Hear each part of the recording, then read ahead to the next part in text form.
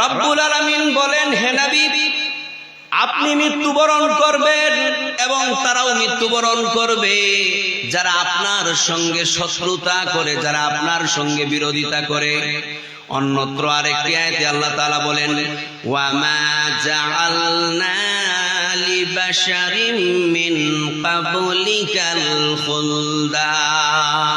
হে নবী, আপনার পূর্বে যত মানুষ এই পৃথিবীতে এসেছে, সুতরাং সমস্ত মানুষকেই আমি মৃত্যু দিয়েছি, মরণ দিয়েছি।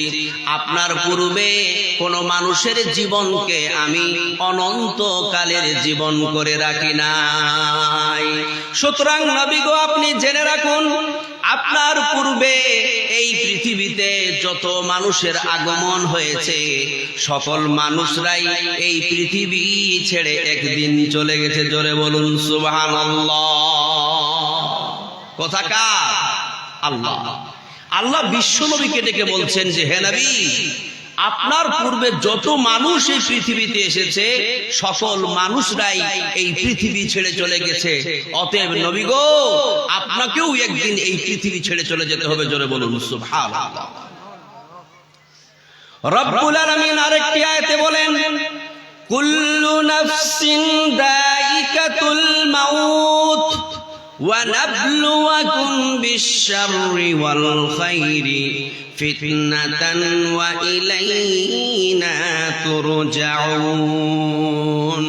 প্রত্যেকটি আত্মার মৃত্যু ঘটবে, যার জীবন আছে তার মরণ হবে, এবং আমি মানুষকে ভালো এবং মন্দের মধ্যে পতিত করে পরীক্ষা করতেছি।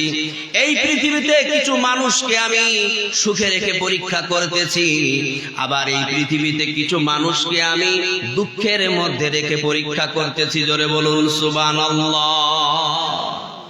প্রত্যেকটি আত্মার মৃত্যু ঘটবে, যার জীবন আছে তার মরণ হবে, কিন্তু আল্লাহ তাআলা এই পৃথিবীতে কিছু মানুষকে সুখে রেখে পরীক্ষা করতেছেন, আবার কিছু মানুষকে দুঃখ কষ্টের মধ্যে রেখে দিয়ে পরীক্ষা করতেছেন। জোরে বলুন সুবহানাল্লাহ। সুতরাং এই দুনিয়ার জীবনটা হচ্ছে আমাদের জন্য মূলত পরীক্ষা।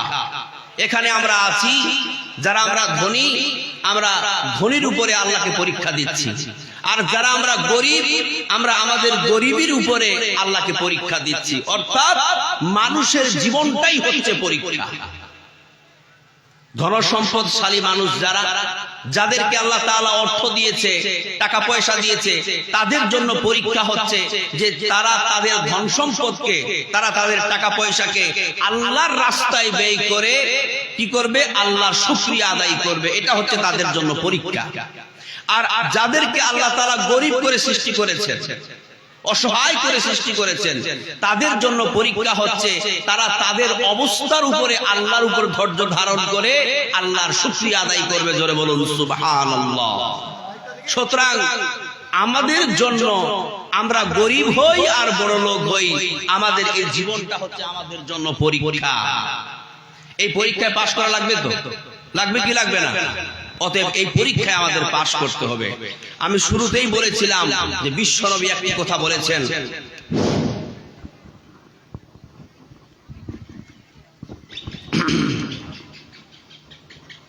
আল মাউত ইয়াইদুহু, মৃত্যু হচ্ছে মানুষের জন্য সবচাইতে বড় নসিহত। তো এই মৃত্যুকে স্মরণ করবেন তো? আপনারা মৃত্যুকে স্মরণ করেন তো? হ্যাঁ, বেশি বেশি করে মরণকে স্মরণ করবেন।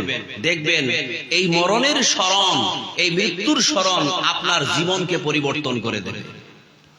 তোমাকে ডাকি আমি, তোমাকে ডাকি, তোমাকে খুঁজি আমি, তোমাকে খুঁজি, আল্লাহ তোমায় আমি ভয় করি, আল্লাহ তোমায় আমি ভয় করি। তোমাকে ডাকি আমি, তোমাকে ডাকি, তোমাকে খুঁজি আমি, তোমাকে খুঁজি, আল্লাহ তোমায় আমি ভয় করি, আল্লাহ তোমায় আমি ভালোবাসি। তাই মনে মনে সর্বক্ষণে, তাই মনে মনে সর্বক্ষণে মরণের কথায় আমি স্মরণ করি, তোমাকে ডাকি আমি তোমাকে ডাকি, তোমাকে খুঁজি আমি তোমাকে খুঁজি। আল্লাহ তোমায় আমি ভালোবাসি, আল্লাহ তোমায় আমি ভয় করি, তাই নামাজে তোমার কাছে, তাই নামাজে তোমার কাছে দিবারাতে 5 বার ওগো আসি। তোমাকে ডাকি আমি তোমাকে ডাকি, তোমাকে খুঁজি আমি তোমাকে খুঁজি। আল্লাহ তোমায় আমি ভালোবাসি, আল্লাহ তোমায় আমি ভয় করি। লিল্লাহি তাকবীর, এই তাকবীর, আল্লাহু আকবার। কেন স্মরণ করি? আমরা মৃত্যুকে এই জন্যই স্মরণ করি যে আমরা আল্লাহকে দেখে ভয় পাই, তাই না? সুবহানাল্লাহ, সুবহানাল্লাহ। যদি কোনো মানুষ আল্লাহকে দেখে ভয় পেয়ে মৃত্যুকে স্মরণ করে, অথবা মৃত্যুকে স্মরণ করে আল্লাহকে ভয় করে, দেখবেন ওই মানুষের জীবন কিন্তু পরিবর্তন হয়ে যায়। আমরা আজকে পরিবর্তন কেন হয় না? এত জালসা, এত ওয়াজ মাহফিল, কিন্তু আমরা পরিবর্তন কেন হই না? পরিবর্তন এই জন্য হই না যে আমরা মরণকে গভীরভাবে স্মরণ করি না। আমরা যদি মরণকে গভীরভাবে স্মরণ করতাম, আল্লাহর কসম করে বলি, একটা মানুষের জীবন পরিবর্তন হয়ে যেত, একটা মানুষ হেদায়েত প্রাপ্ত হয়ে যেত, আল্লাহর দিকে গামজান হয়ে যেত। দেখবেন পৃথিবীতে মানুষ হাজারো জালসা শুনতেছে, তবুও দেখবেন ওই মানুষটার কোনো পরিবর্তন হয় না। এত জালসা শোনার পর যদি আপনি সালাতে না আসেন, এত জালসা শোনার পর আপনি যদি এই নেশা জাতীয় দ্রব্যগুলো না ছাড়তে পারেন, এত জালসা শোনার পর যদি আপনি জেনা করেন, সুদ খান, ঘুষ খান, তাহলে এত জালসা শুনে আপনার লাভ কি হলো? মা বোনরা এত জালসা শুনতেছে, অথচ তারা শালীনতার উপরে চলতে পারে না, তবুও তারা তাদের পোশাক আশাক ঠিক করতে পারে না, তবুও তারা হেজাবের মধ্যে আসতে পারে না। তাহলে এত জালসা শুনে লাভ কি?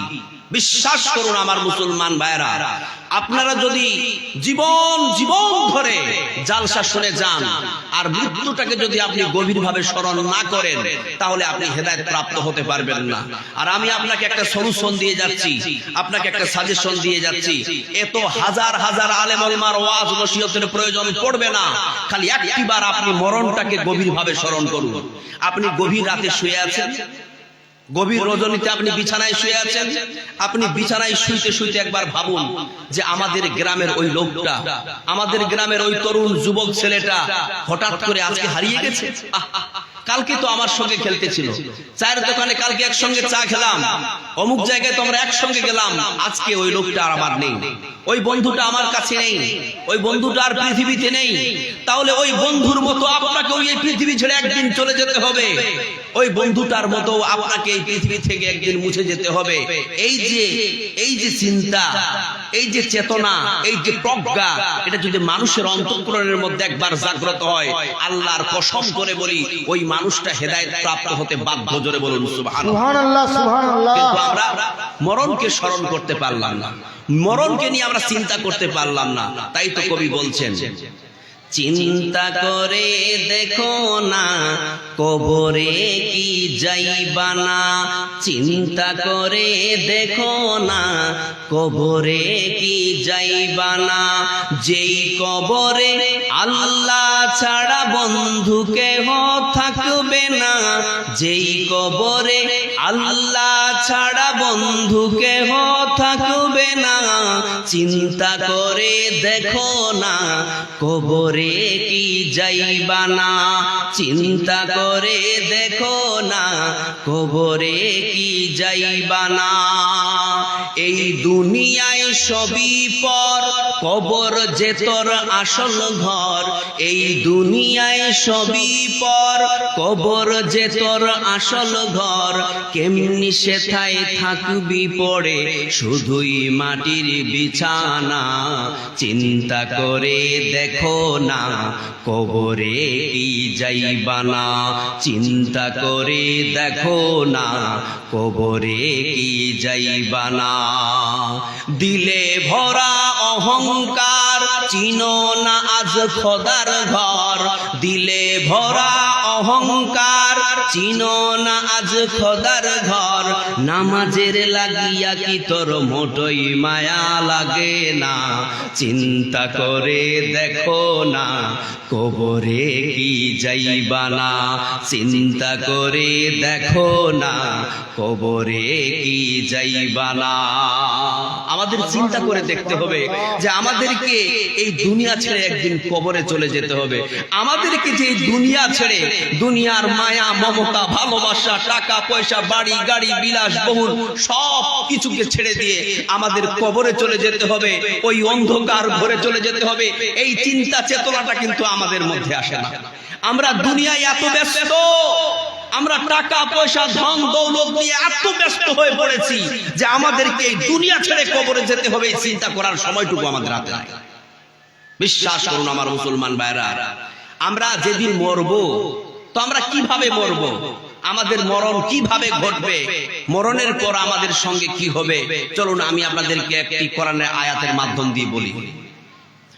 রব্বুল আলামিন বলেন, وَإِذَا جَاءَ أَحَدَكُمُ الْمَوْتُ تَوَفَّتْهُ رُسُلُنَا وَهُمْ لَا يُفَرِّطُونَ। রব্বুল আলামিন বলেন, যখন তোমাদের মধ্যকার কাউরির কাছে মৃত্যুর সময় এসে উপস্থিত হয়ে যায়, তখন আমি আল্লাহর পক্ষ থেকে একজন ফারিস্তা গিয়ে তার জীবনটা কবজ করে নেয়। জোরে বলুন সুবহানাল্লাহ। সুবহানাল্লাহ, সুবহানাল্লাহ। কোথাকার আল্লাহ। এই যে আমাদের যখন মৃত্যুর সময় ঘনিয়ে আসে, পক্ষ থেকে একজন ফারিস্তা এসে আমাদের জীবনটা কবজ করে নিয়ে চলে যায়। ওই ফারিস্তাটির নাম কি কেউ বলতে পারবেন? এনিওয়ান? কেউ বলতে পারবেন? ঠিক করে বলুন, কে? আজরাইল, মালাকুল মাউত, এঞ্জেল অফ ডেথ, মৃত্যুর ফারিস্তা। Who is the angel of death? কে সেই মৃত্যুর ফারিস্তা? হি ইজ আজরাইল। ওই মৃত্যুর ফারিস্তাটির নাম কি? আজরাইল। আমাদের যখন মরণের সময় হয়ে যায়, আল্লাহর পক্ষ থেকে আজরাইল এসে আমাদের প্রাণ পাখিকে কেড়ে নিয়ে যায়, আমাদের আত্মাটিকে বের করে উড়াল দিয়ে চলে যায়। জোরে বলুন সুবহানাল্লাহ। সুবহানাল্লাহ। কিভাবে আমাদের মৃত্যু হয়, মরণের পর আমাদের সাথে কি ঘটে, এই বিষয়ের উপরে একটি ছোট্ট হাদিস আপনাদের সামনে রাখছি। খুবই সংক্ষিপ্তভাবে মন দিয়ে শুনবেন, তাহলে বুঝতে পারবেন। হাদিসটি বারা ইবনে আযিব রাদিয়াল্লাহু তাআলা আনহু থেকে বর্ণিত। তিনি বলছেন যে আমরা একবার বিশ্বনবীর সাথে আনসারদের এক ব্যক্তির জানাজায় গেলাম। আমরা কবরের পাশে ছিলাম, কিন্তু তখনও কবর খোঁড়া হয় নাই। হাদিসটা মন দিয়ে শুনবেন। বারা ইবনে আযিব রাদিয়াল্লাহু তাআলা আনহু বলছেন যে আমরা বিশ্বনবীর সাথে আনসারদের এক ব্যক্তির জানাজায় গেলাম। আমরা কবরের পাশে ছিলাম, কিন্তু তখনও কবর খোঁড়া হয় নাই। বিশ্বনবী কবরের পাশে এক জায়গায় বসে গেলেন। We also said around the prophet Muhammad সাল্লাল্লাহু আলাইহি ওয়াসাল্লাম। আমরাও বিশ্বনবীকে চারপাশ ঘিরে বসে গেলাম। আমরা এমন ভাবে বসেছিলাম মনে হচ্ছিল যে দ্য বার্ড ইজ সিটিং, পাখি আমাদের মাথার উপরে বসে আছে। জোরে বলুন সুবহানাল্লাহ। তার মানে আমরা এতটা স্তব্ধতার সাথে, এতটা নীরবতার সাথে আমরা বিশ্বনবীর সাথে বসেছিলাম। বিশ্বনবীর হাতে গাছের একটা শুকনো ঠাল ছিল। He was marking the ground like a thoughtful person. তিনি সেই শুকনো লাঠিটি দিয়ে জমিনের মধ্যে চিন্তা ব্যক্তিদের ন্যায় দাগ টানতেছিলেন। দাগ টানতে টানতে হঠাৎ করে তিনি হাতটা থামিয়ে নিলেন। Suddenly stop his hand. হঠাৎ তিনি তার হাতটা থামিয়ে নিলেন, মাথাটিকে মৃদুভাবে উপরে তুললেন, আমাদের দিকে দৃষ্টিপাত করলেন আর বললেন, ইয়া ইখওয়ানি লিমিসলি হাদা ফাইদু, হে আমার ভাইরা, তোমরাও এই কবরের জন্য প্রস্তুতি গ্রহণ করো। জোরে বলুন সুবহানাল্লাহ। সুবহানাল্লাহ। সাহাবীরা বলছেন যে আমরা টোটালি শক্ত হয়ে গেলাম, আমরা হতভম্ব হয়ে গেলাম যে বিশ্ব নবী এই কবরের মাঝে এমন কি দেখলেন যে আমাদের দিকে দৃষ্টিপাত করে এই ভয়ঙ্কর কথাটি বললেন যে হে আমার ভাইরা, তোমরাও এই কবরের জন্য প্রস্তুতি গ্রহণ করো। আমরা চাতক পাখির ন্যায় বিশ্ব নবীর দিকে তাকিয়ে আছি আর বিশ্ব নবী বলতে শুরু করলেন, যখন কোন মুমিন ব্যক্তি দুনিয়া ত্যাগ করে তখন আকাশ থেকে একদল উজ্জ্বল চেহারা বিশিষ্ট ফারিস্তা নেমে আসে। তারা তার দৃষ্টি সীমার দূরে গিয়ে বসেন। তারপরে মালাকুল মাউত নেমে আসে। মালাকুল মাউত নেমে আসার পর বলে, ও মুমিন ব্যক্তির আত্মা, পবিত্র আত্মা, তুই আল্লাহর রহমতের দিকে বেরিয়ে আয়, আল্লাহর সন্তুষ্টির দিকে বেরিয়ে আয়। তৎক্ষণাৎ আত্মাটি দেহ থেকে অতি সহজে বের হয়ে আসে, যেমন পানি অতি সহজে কলস থেকে বের হয়ে আসে। মালাকুল মাউত ওই আত্মাটিকে নিজের কাছে ক্ষণিকের জন্য রাখেন না, বরং ওই অপেক্ষামান ফারিস্তারা আত্মাটিকে গ্রহণ করে নেন এবং ওই আত্মাটিকে নিয়ে তারা আকাশের দিকে ছুটতে শুরু করে। ফারিস্তারা আত্মাটিকে নিয়ে আকাশের দিকে চলতে শুরু করে। প্রতিমধ্যে যখন অন্য কোন ফারিস্তার সঙ্গে সাক্ষাৎ হয় তখন ওই ফারিস্তারা বলে, এটা কোন আত্মা, এটা কোন ব্যক্তির আত্মা? এই আত্মা থেকে এত সুন্দর খুশবু আসতেছে, এত সুন্দর সেন্ট আসতেছে, এটা কার আত্মা? তখন ফারিস্তারা আওয়াজ দিয়ে বলে, এটা অমুকের পুত্র, অমুকের আত্মা। তখন ওই ফারিস্তারাও ওই আত্মাটির পিছু নিতে শুরু করে। এইভাবে ফারিস্তারা আত্মাটিকে নিয়ে প্রথম আকাশ পর্যন্ত পৌঁছে যায়। প্রথম আকাশে পৌঁছার পর আকাশের দরজা খুলতে চাওয়া হয়, ওই আত্মার জন্য আকাশের দরজা খুলে দেওয়া হয়। ওই প্রথম আকাশে যে সকল ফারিস্তারা থাকে তারাও আত্মাটির পিছু নিতে লাগে। সকল ফারিস্তারা মিলে আত্মাটিকে নিয়ে প্রথম আকাশ, দ্বিতীয় আকাশ, তৃতীয় আকাশ, চতুর্থ আকাশ, পঞ্চম আকাশ, ষষ্ঠ আকাশ ভেদ করে গিয়ে পৌঁছে যায়। তারপরে একজন গায়বী আওয়াজকারী আওয়াজ দিয়ে বলে, এটা আমার মুমিন ব্যক্তির আত্মা, পবিত্র আত্মা। সুতরাং তোমরা এই আত্মাটিকে সসম্মানে ইল্লিনের মধ্যে নিক্ষেপ করে দাও। জোরে বলুন সুবহানাল্লাহ। পক্ষান্তরে বিশ্বনবী বলতে লাগলেন, যখন কোন মুশরিক, মুনাফিক, কাফির ব্যক্তি ইন্তেকাল করে তখন তার কাছে আকাশ থেকে কালো চেহারা বিশিষ্ট একদল ফারিস্তা নেমে আসে। তারা তার দৃষ্টি সীমার দূরে গিয়ে বসেন। তারপরে মালাকুল মাউত আসে। আসার পরে বলে, ও কাফির ব্যক্তির আত্মা, মুশরিক ব্যক্তির আত্মা, খাবিস আত্মা, তুই আল্লাহর গজবের দিকে বেরিয়ে আয়, আল্লাহর অভিশাপের দিকে বেরিয়ে আয়। তৎক্ষণাৎ কিন্তু আত্মাটি আর দেহ থেকে বের হতে চায় না। আত্মাটা তখন ভয়ে থরথর থরথর করে কাঁপতে শুরু করে আর শরীরের মধ্যে এদিক ওদিক দৌড়াদৌড়ি করতে শুরু করে। মালাকুল মাউত তখন একদম জোরপূর্বক হাতটা ভরে দিয়ে তার ভিতর থেকে আত্মাটিকে ছিনিয়ে বের করে নিয়ে আসে। এই জন্য হাদিসের মধ্যে বলা হয়, যখন কোন কাফির ব্যক্তি, যখন কোন মুশরিক, বেনামাজি, বেদিন ব্যক্তি ইন্তেকাল করে তখন তার মরণের সময় প্রচন্ড কষ্ট হয়।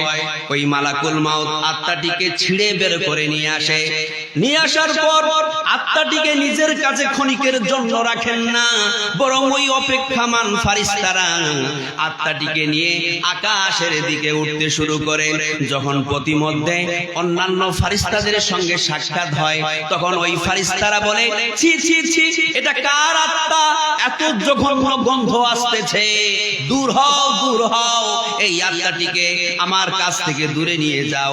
তখন এই ফারিস্তারা আওয়াজ দিয়ে বলে, এটা অমুকের পুত্র, অমুকের আত্মা। ফারিস্তারা কোন রকম করে আত্মাটিকে নিয়ে আকাশের কাছে পৌঁছায়, অর্থাৎ প্রথম আকাশে পৌঁছায়। আকাশের দরজা খুলতে চাওয়া হয়, কিন্তু ওই আত্মার জন্য আর আকাশের দরজা খোলা হয় না, বরং একটি গায়বী আওয়াজকারী আওয়াজ দিয়ে বলে, এটা কাফির ব্যক্তির আত্মা, এটা মুশরিক ব্যক্তির আত্মা।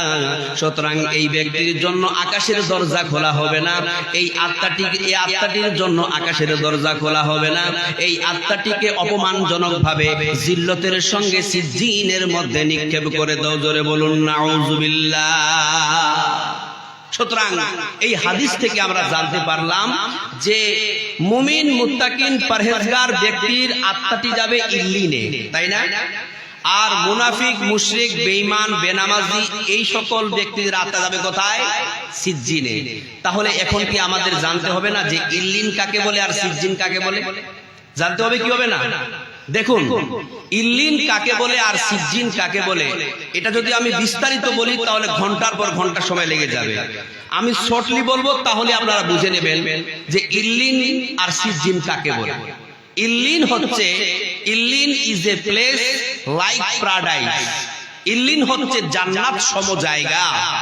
জান্নাতে যেমন সুখ আছে, শান্তি আছে, আয়েশ আরাম আছে, তেমনি ভাবে ইল্লিনের মধ্যে সুখ আছে, শান্তি আছে, আয়েশ আরাম আছে। আর সিজ্জিন হচ্ছে, সিজ্জিন is a place like hell, অর্থাৎ সিজ্জিন হচ্ছে জাহান্নাম সম জায়গা। জাহান্নামে যেমন শাস্তি আছে, আযাব আছে, কষ্ট আছে, তেমনি ভাবে সিজ্জিনের মধ্যে আযাব আছে, শাস্তি আছে, কষ্ট আছে। তার মানে আমরা জানতে পারলাম যে মুমিন ব্যক্তির আত্মা যাবে ইল্লিনে, অর্থাৎ আরামের জায়গায় সে আত্মাটি থাকবে। আর কাফির মুশরিক ব্যক্তির আত্মা যাবে সিজ্জিনে, অর্থাৎ সে আত্মাটি আযাবের মধ্যে নিমজ্জিত হবে, আযাবের মধ্যে থাকবে। জোরে বলুন নাউজুবিল্লাহ। সুতরাং প্রিয় ভাইরা, আমাদেরকে তাহলে কিসের হালাতে মরতে হবে বলুন তো?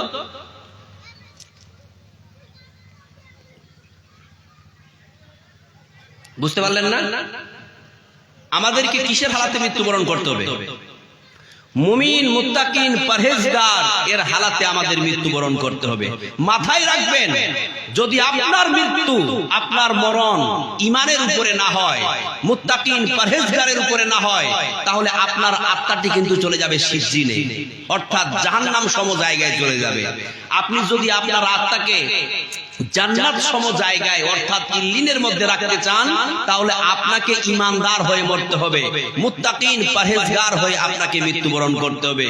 এই জন্য বলি প্রিয় ভাইরা, যে এই যে মরণ, আমরা মৃত্যুবরণ করব, তো মরলেই তো সব শেষ নয়। শেষ কি? মরলেই সব শেষ নয়। মরণের পর তো আমাদের জগৎগুলো শুরু হবে।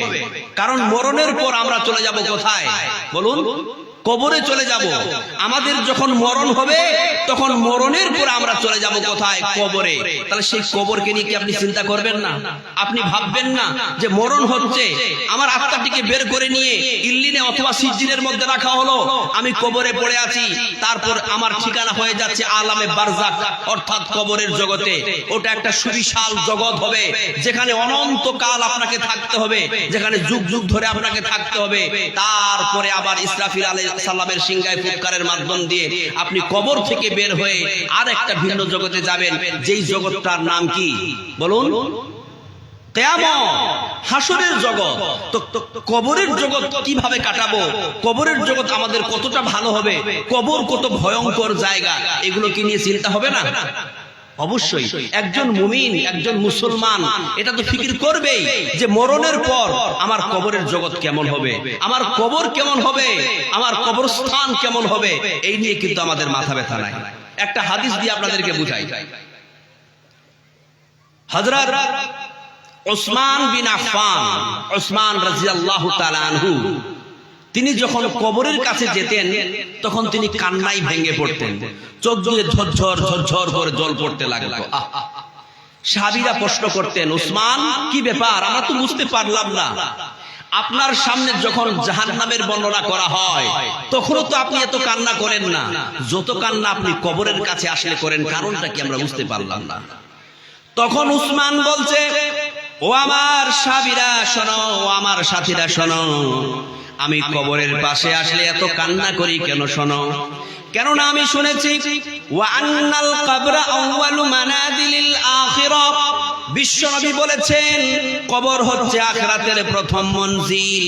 যে ব্যক্তি এই কবরকে সহজভাবে উত্তীর্ণ করে যাবে, পাশ করে যাবে, তারপরের জগৎ সমূহ, তারপরের ধাপগুলো তার জন্য সহজ হয়ে যাবে। আর যে ব্যক্তি কবরের জগতে আটকা পড়ে যাবে, তারপরের জগৎ সমূহ, তারপরের স্টেজগুলো তার জন্য বড় কঠিন হয়ে যাবে। এই জন্য উসমান বলছে, ও আমার সাথীরা শোনো, যখন আমি কবরের কাছে আসি, যখন আমি কবরস্থানে প্রবেশ করি আর এই কবরগুলির দিকে তাকাই, তখন বিশ্বনবীর ওই কথা আমার মনে পড়ে এবং আমি কান্নায় ভেঙে পড়ি। জোরে বলুন সুবহানাল্লাহ। তাহলে উসমান কবরের কাছে গেলে কান্না করতেন কেন? এই জন্যই যে বিশ্বনবীর ওই কথা মনে পড়তেন উসমানের, যে বিশ্বনবী বলেছেন ওয়া আন্নাল কবরা আউয়ালু মানাজিলিল আখিরাহ, কবর হচ্ছে আখিরাতের প্রথম মঞ্জিল। যে ব্যক্তি কবরে উত্তীর্ণ হয়ে যাবে তার জন্য সহজ হয়ে যাবে, আর যে ব্যক্তি কবরে আটকা পড়ে যাবে তার পরের ধাপগুলো তার জন্য বড় কঠিন হয়ে যাবে। একদিন আমার নাম হবে লাশ, একদিন আমার নাম হবে লাশ, সাদা কাফন পড়বে দেহ, রবে না আর আপন কেহ, বন্ধ হবে